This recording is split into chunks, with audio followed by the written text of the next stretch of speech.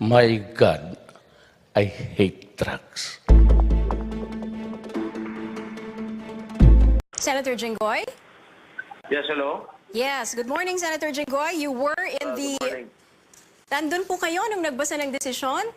Yes, I was present inside the courtroom. Can you let us know what happened, what transpired during the reading of the decision?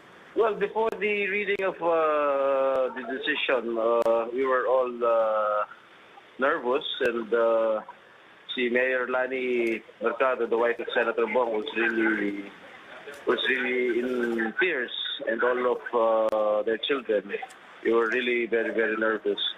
And when the dispositive portion of the decision was read, and the clerk of court announced his acquittal, and of course there was silence in the crowd, but we were really very, very happy. You're there as a supporter, Senator Jinggoy, but of course you also have your case, no? Ano po ang nakikita niyong magiging epekto nito sa inyong sariling kaso? Well, I do not want to preempt the decision of the 5th Division of Sandigan Bayan. I will just leave my faith with the court. Well, but I also hope that I will be acquitted in due time. Ito po ba naging usapan na kayo po ay lahat pupunta dyan? Of course, Senator Revilla was also there. Nasa loob din po ba si Senator? No, Senator Revilla was not here. He's not here right now. So wala po siya nung nagbasa ng desisyon for Senator Bong? Wala. Pero kayo po, you were there as a support? Yes, I'm providing moral support for my friend. Ano po ang nabanggit ni Senator Bong? Where is he going now? I really do not know. I haven't spoken to him. And I think he's posting a bail bond with regard to the graft charges. Can you give us an update on your case, Senator Jinggoy? My case is still ongoing, but we have already submitted our respective formal offer of evidence, and we are going to file for a leave of court. Then, if the court will grant our pleading or our motion, we will file a demurrer to evidence. Kailan po nakatakda ang susunod na pagdinig? Probably next year na, kasi December na. And are you optimistic? How are you feeling about your chances on that?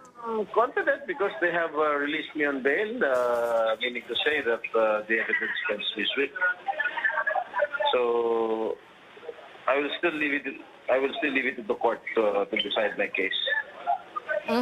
Okay, maraming salamat po sa inyong oras. Okay, maraming salamat po. Thank you po. Okay, that was former Senator Jinggoy Estrada, who was there also when the decision was being read on former Senator Bong Revilla. Now let's go to one of the lawyers of former Senator Bong Revilla, Attorney Mones Guerra. Magandang umaga po sa inyo, Attorney Guerra. Magandang umaga sa iyo at magandang umaga sa mga kasama mo dyan at sa mga nakikinig sa iyong palatuntunan.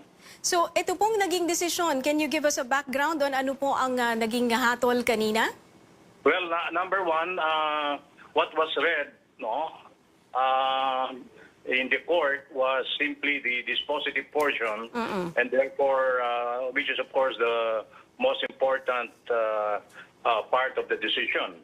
In the decision, the two of the accused, meaning two co-accused of the senator, were convicted of the crime of plunder, and they were sentenced to reclusion perpetua, and they have been ordered, their custody has been ordered transferred already to the National Bilibid Prison in the case of Richard Cambe, and in the case of Mrs. Napoles, in the Correctional Institute for Women here in Mandaluyong. Now, insofar as the senator is concerned, for the failure of the prosecution to prove the guilt, his guilt, meaning the former senator's guilt beyond reasonable doubt, and for lack of, meaning not really lack, but insufficient evidence, he has been acquitted but the vote is split, and there were 3 who, of course, voted in favor of the acquittal and 2 who dissented. And the 2 dissenters were for, of course, conviction. But for that reason, because majority rules, the 3 votes had it, meaning in terms of having the good senator, former senator, acquitted. So on that, there was a judgment of acquittal in favor of the senator. Attorney Esguerra, will go back to you later on the question of filing of his bail. In the meantime, we'll go first to Carolyn Bongkin, who's outside the Sandigan Bayan. Carolyn. Sherry, yes, the supporters of former Senator Bong Revilla are already packing up. They're heading to the Revilla's residence in Cavite to continue the celebration of his acquittal. So right now I'm joined by a group of supporters, who went all the way to Quezon City and Sandigan Bayan from Dasmariñas, Cavite. They were here since 7 a.m. and we'll ask them a few questions. So, ate, bakit po all the way from Dasmariñas pumunta po kayo dito ngayong araw ng paglabas ng hatol kay dating Senador Bong Revilla? Para po suportahan ang mahal naming senador na napatunayan po ngayon na wala po talaga po siyang kasalanan at kami tuwang-tuwa at napapayak po kami sa naging desisyon po. Ate, bakit ganun na lang po kalaki yung suporta na ibinibigay po ninyo para sa kanya? Mahal na mahal po namin siya kasi napakadali po niyang lapitan at marami po siyang natulungan sa aming mga kababayan sa Cavite. Ate, sinasabi mo kanina sa akin na simula pa noong nakasuhan si dating Senador Bong Revilla ay talagang sumusuporta na kayo sa kanya. Ano po yung sinasabi para sa inyo na tingin ninyo na tungkol dito sa naging kaso sa kanya? Ito po ay isa po kasi po tatakbo po kasi siya noon na for president, siguro natulugan ng mga kalaban.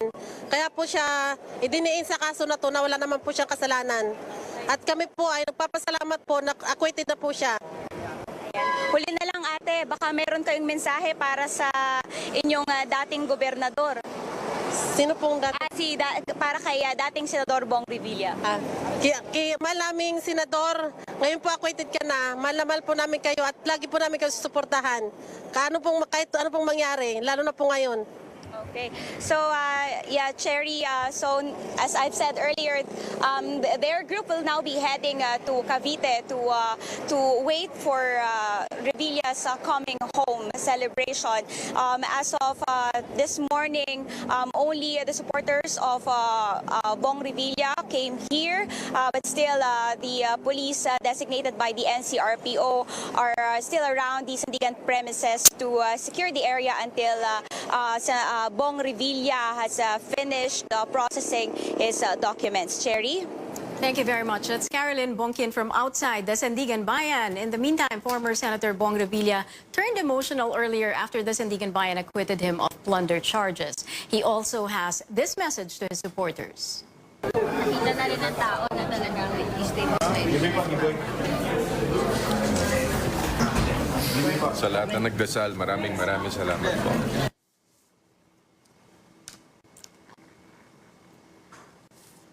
What's the status of Senator Bong Revilla's pork scam cases? Carolyn Bongkin has that story. A year after the pork barrel scam was exposed, Bong Revilla, together with Jinggoy Estrada and Juan Ponce Enrile, were the first senators charged with plunder and graft over the pork barrel scam in 2014. Revilla allegedly had 224 million pesos in kickbacks after endorsing projects to 5 bogus non-government organizations run by businesswoman Janet Lim Napoles. Because the amount involved in their cases reached the 50 million peso threshold for plunder, they were not allowed to post bail. But Enrile was temporarily free due to his health, and Estrada because the evidence so far supposedly doesn't point to him as the main plunderer. That left Revilla alone in detention. The Sandigan Bayan denied his petition for bail. He then asked the Supreme Court to reverse the Sandigan Bayan's decision, but he later withdrew his petition. It may take longer for the Supreme Court to resolve that particular issue. In the meantime, the senator was detained and has been detained for so long, it's better for the senator to go through the rigors of trial than wait for the resolution of the petition questioning the denial of the bail. Although he was charged in 2014, Revilla's plunder trial only began last year because of his several pending motions. Even the trial was postponed several times because of various pleadings seeking to move back the trial. Revilla, who personally testified in his case, said he never received money from Napoles and only met her in parties. Star witness Ben Hurluy, Napoles' cousin who exposed the scheme, also testified, along with two of Napoles' former staff. Former Justice Undersecretary Jose Justiniano, who led the DOJ-NBI's investigation, says the judgment will not affect the other pork barrel scam cases. Dapat walang effect yan sa ibang kaso. Unang-una, magkakaibang division naman na nag-handle yan. At saka, may mga pagkakaiba din ng mga ebidensya. Aside from his plunder case, Revilla also has pending graft cases in relation to the pork barrel scam. Caroline Bonquin, CNN Philippines.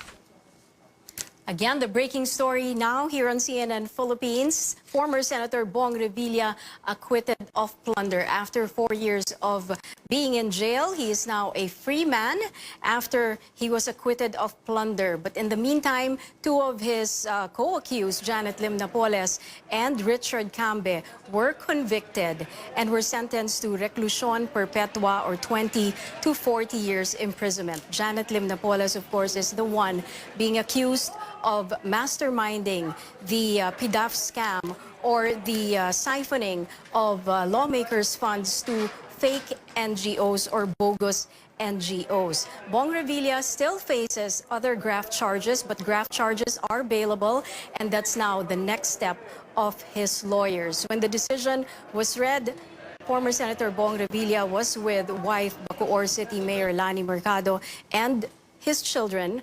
The former senator became emotional after the decision was read. He was also supported by other lawmakers who are also accused of the case. Former Senator Jinggoy Estrada was with him inside the courtroom when the decision was read. Former Senator Bong Revilla was being accused of siphoning 224 million pesos worth of people's money to fake NGOs being run by Janet Lim Napoles.